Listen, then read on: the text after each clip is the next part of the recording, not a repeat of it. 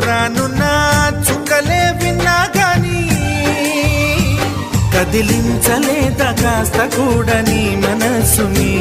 పరదాలు దాటి ఒక్కసారి పలకరించవేమి అందరినీ ఇలా వెంటపడి అడగాల సరదాగా నువ్వే ఎదురైతే సరిపోదా నిద్రపోతున్న రాత్రి నడిగా గుడ్డికి చేరిన గువ్వల నడిగా